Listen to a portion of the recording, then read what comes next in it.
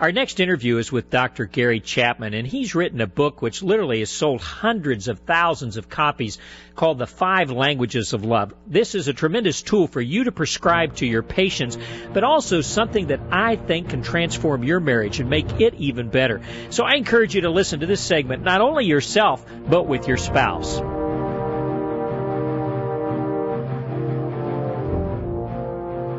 Gary, it's great to welcome you to Christian Doctors Digest, and I'm just really excited about talking to you about your book, The 5 Love Languages. Having just finished it, I'm one of your great enthusiastic supporters. There's some tremendous ideas here. Well, thank you, David. We continue to get excellent feedback on that book. It touches, I think, a nerve. Everybody wants to feel loved, but the fact is a lot of people do not, and the book has kind of opened up a new venue for expressing and receiving love for a lot of people. Well, I guess that's why it sold over 700,000 copies, as you were telling me. It's really had an impact. Let's kind of go back to the beginning. What happens to love after the wedding? I mean, you know, I was there, you were there, that great romantic rush of being in love, and then something happens. Explain that to us. Well, I think, David, you know, the movies and magazines have led us astray.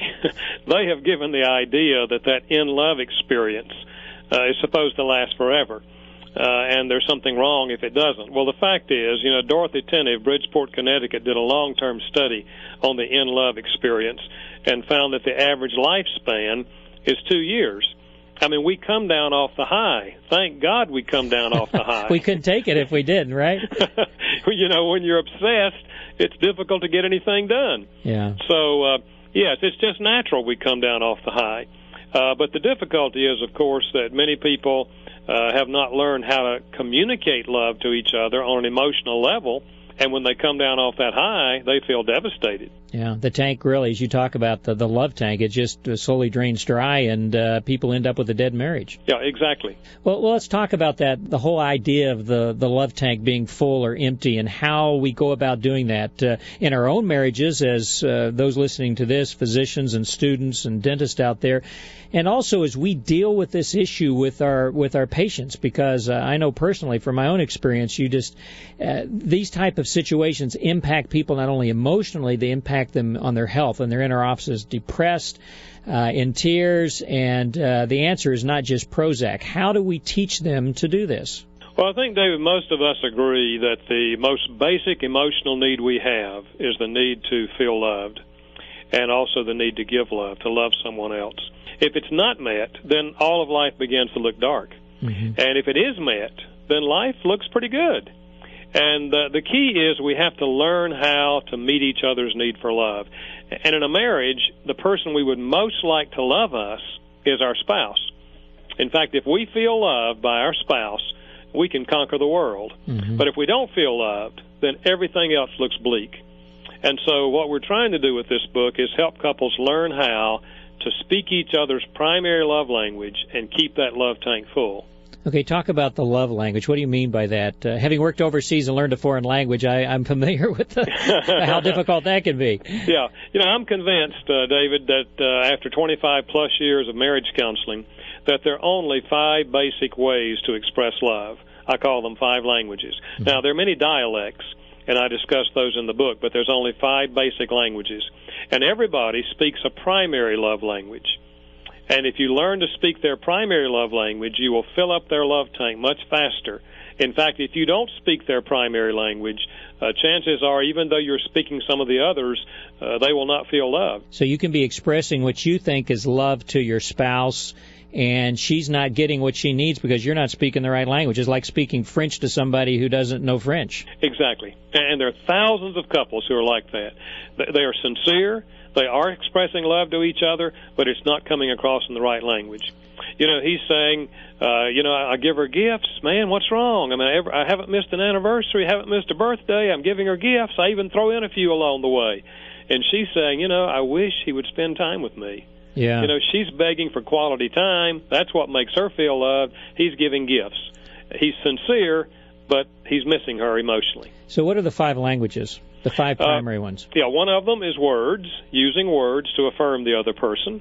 Just simple words. You look nice in that dress. You did a good job with this. I really appreciate you taking the garbage out, whatever. Just using words to build up the other person.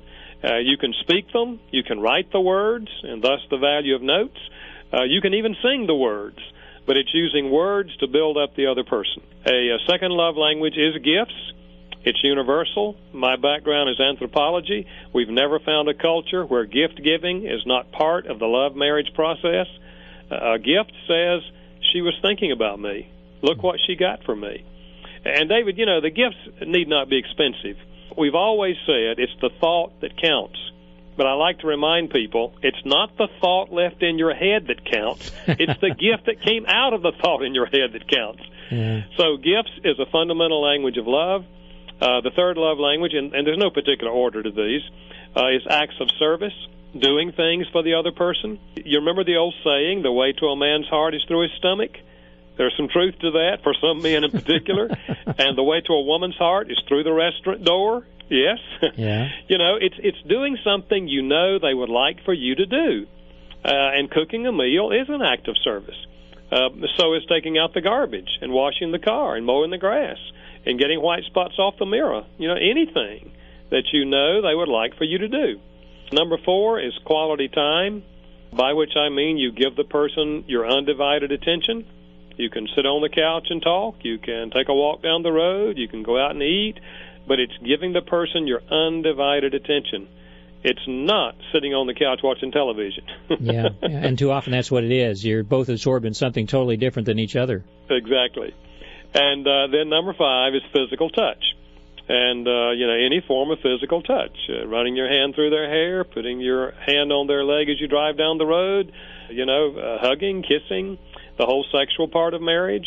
Physical touch is a powerful emotional communicator. Now, you were talking about early, Gary, that sometimes one person's speaking one language and one another. Kind of give us some examples of that. I mean, how exactly does that happen? Yeah, well, for example, here's a guy who called me, and he said, Dr. Chapman, he said, I read your book, and I've been married 17 years. And he said, it dawned on me as soon as I read the book that for 17 years my wife and I have missed each other. He said, her language is gifts, and my language is words. So he said, what has she been doing to show her love to me for 17 years? Giving me gifts. And he said, several times through the years I've said to her, why do you keep buying this stuff? He said, Dr. Chapman, you should see my closet. He said, I don't need this stuff. And he said, what have I been doing to show my love for her? I've been giving her words of affirmation. I've been speaking my language. And he said, sometimes I've poured it on so strongly, telling her how good-looking she is and how wonderful she is, that she has turned to me and said, would you please knock it off? For 17 years, David, what she's been thinking is, look, man, talk is cheap. Where are the gifts? And he said, I'm ashamed to say this, but in 17 years, I only remember giving my wife one gift. He said, early on, I gave her a lemon squeezer. He said, other than that, I've never given her anything. He said, my philosophy has been, let her buy her own gifts, and she'll like them. David, for some ladies, that's fine. Some ladies prefer buying their gifts. They get tired taking his back. Yeah. But not if it's her primary love language, because the whole issue is, he did this for me. Look what he did. He was thinking about me. He got this for me. And he said, when we learned that, he said, I got my sister to help me, and I started buying my wife gifts. She started giving me words of affirmation. He said, Dr. Chapman, I haven't been this happy in 17 years. And he said, my wife is smiling again. Well, I tell you, I'm sure he had been sour ever since he got that lemon squeezer for her. That kind of soured the relationship. Well, how do you figure out the other person's primary love language? I mean, that's what you're saying, that you really need to be able to figure that out and give them what they need, because if you're speaking to them in the wrong language, you're not getting anywhere, and you think you are, and you don't understand why the thing's not working. Yeah, exactly. David, in the book, we deal pretty thoroughly with that, but let me just give 2 or 3 quick things. One is we ask ourselves, how does that person express love to me most often? Because that's a clue. What they're doing for me is a clue to what their language is. If they're always giving me words of affirmation, telling me how wonderful I am, there's a good chance that their primary love language is words of affirmation. Second, that's not always true, but it's a good clue. Second question to ask is, what do they complain about the most? because their complaint reveals their love language. If a wife is saying to a husband, we don't ever do anything together anymore. I mean, we used to spend wonderful time together. We're never together anymore. What she's saying is, quality time is my love language, and you're not speaking it very well. So what do they complain about? And very closely associated with that is, what do they request most often? If she's saying, could we go out to dinner? Could we take a walk together? Could we, whatever? She's asking for quality time. Or if he's saying to her, what I'd really like, and he gives her an act of service, then he's telling her by his request that what really makes him feel loved is acts of service. Now, obviously, it's not just one of those, but a pattern. You listen to several requests, and you'll find that 4 out of 5 requests fall into one category.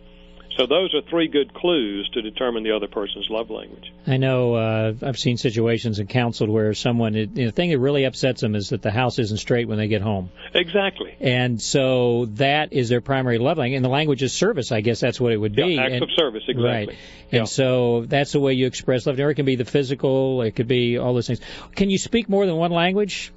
Well, I think there's a primary love language and there's a secondary love language. And for some people, those are very, very close. And when people say to me, I think I have 2 love languages, I say, fine, we'll call you bilingual. It's okay. But most of us have a primary love language, a secondary love language, and then the other 3 fall in line under that.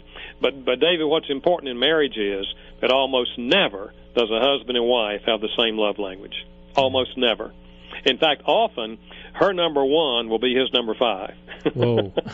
No wonder we have problems. Yeah, and that's why I emphasize the whole concept of language, because it's difficult to learn another language. I grew up speaking English, Southern style, and it's difficult to learn another language, but we can do it. Yeah. And so I say to guys, okay, so you didn't grow up vacuuming floors and washing dishes and other things like that. You can learn. And any of us can learn to speak another language. And if we understand how important it is, then we'll make the effort to do it. What are some good practical steps for us personally and for us to give to our patients on, besides you get the copy of the book, but how do you actually, begin that learning process, re-educating yourself, and really how to communicate with your spouse? Well, we have to start where people are. If a guy says to me, I'm not a toucher, I'm not a toucher. Or if a lady says, I'm not a toucher, my parents didn't touch me, they didn't hug me, they didn't kiss me, I'm just not a toucher. I say, okay, let's start. Raise your right hand and touch your left shoulder, and then touch your left elbow, and then touch your left hand. You are touching yourself, okay? And you start where they are, and you give them the sensation of just simply reaching out and touching a part of their own body. And then they can begin to transfer that to the spouse. I usually say, look, okay, let's do this for a week, and I give them an exercise for a week. Then I say, now, next week I want you once a day to walk up and touch your husband or your wife just once on the shoulder. Just touch them, and if you want to, you can run as soon as you touch them. But what they do is they break the barrier. They did it, and then they can start doing it more freely. Yeah, so you're really kind of giving an assignment or having them make a list or, here's 2 or 3 things we're going to try and work on and give a length of span to really make the thing happen. Exactly. And, like for words of affirmation, I've said to guys many times, okay, guys, he says, I can't speak. It's just not my thing. I just can't get all these words. Fine, get you a notebook. Let's make a list of good words to say to people, and you just help him begin on his list and let him build his list. Then stand in front of the mirror, read your list out loud, hear yourself say these things, and then pick out one of them and walk up to your wife and say it and then run. Okay? So, again, he breaks the barrier. He did it, and then he'll start doing it more often. And his wife will love it if words of affirmation is her primary love language. I'm sure after many years she'll be totally flabbergasted, and not realize he's been out in the woods on a hunting trip saying I love you or words of affirmation. all as he's out there, practicing in the woods. You can almost see this big burly guy doing that. So it's funny. Well, David, the wonderful thing about this is these are all doable things, even though we have to learn to do them. Mm-hmm. But if we want our spouse to feel loved, then we say, okay, let me learn his or her language, and let me, with God's help, move out to express that language. And because love is such a powerful need, when I start meeting their need for love, they're going to have warm feelings toward me, and when they speak my love language, I have warm feelings toward them. And literally, David, We've seen hundreds and hundreds of marriages just totally revolutionized when couples get hold of this. Well, I think when our own love tank is filled up, using the words you put in the book, then you have something to overflow to someone else. Exactly. And you know, what happens with a lot of couples, they're in the in-love experience, they're on that super high, then they come down off that, they haven't learned to speak each other's language, so the need for love is not met. Now all they have are the conflicts that begin to come up. Yeah. And after a while they think, well, we're just not compatible. I don't know why we got married in the first place. You know, we don't agree on anything. And the fact is, you know, every couple has conflicts. But when you feel loved and you keep love alive in a marriage, it's much easier to sit down and talk your way through those conflicts and come to resolutions. Well, and the marriage is not just a lack of conflicts. It's not just the negative, it's the positive. I have this loving, caring relationship. I love being with my wife or my husband, and they make me feel so loved. And that love does conquer all. If there's love there, then the other things kind of get less. Yeah, and the byproduct of all of it is it's not just that it meets our needs and we feel good about the relationship, but then both of us can turn and bless the world, you know, with the gifts God has given us. I'm really convinced that there are thousands of couples, Christian couples, who have a lot to give. I mean, God has gifted them, but they don't ever get around to giving it to the world because they can't get their own needs met. And so they end up, you know, fussing with each other and arguing and feeling sorry for themselves and all of that. So what we're talking about is fundamental to a person reaching his or her potential for God in the world. Yeah, it's kind of like not having the battery charged in your car. Until it is, you aren't going anywhere. Yeah, exactly, yeah. Well, you kind of touched on it a little bit, but what has been the success of this? I mean, I know you do seminars and your book is sold widely. What are the stories you're hearing about what's happening out there when couples apply these principles? David, my files are literally full of letters from all over the world now since the book's been translated into 8 languages. Of people who write in to say, you know, I don't know you, but I just want to tell you that this book has literally changed my marriage. When I do seminars, people often tell me, you know, your book saved our marriage. Just hundreds and hundreds of those kind of stories that come to me throughout the year. It's been super, super exciting to see how God has used this book. And many of those couples are couples who haven't had positive feelings for each other for years. Yeah. You know, I had a guy the other day said, we've been married 33 years. And he said, the last 27 have been awful. And he said, I finally shared my problem with a friend, and he gave me a copy of your book. I read it. I asked her to read it. We sat down and said, do you think this would help us? And she said, we don't have anything to lose. And he said, I said to her, would you be willing to try? And she said, yeah, I'll try. And so he said, we agreed we'd speak each other's primary language once a week. He said, Dr. Chapman, if anyone had told me that in 2 months we would have warm feelings for each other, I would never have believed it. He said it totally turned our marriage around emotionally. That's fantastic because, you know, and that's I know that's what thrills you is the fact that you're literally changing people's lives and their happiness and literally from that changing the world. Yeah, it's just super exciting, David. It really is. Well, Gary, I want to thank you so much for sharing this with us, and we highly recommend this book as part of our Life and Health Resources and Prescriber Resource. So it's great to have an opportunity to get to know you and hear how God's worked through your life, and thank you so much for being with us. Well, thank you, David. I appreciate your ministry and the ministry of the Christian Medical and Dental Society. You guys are doing a great work. Thank you.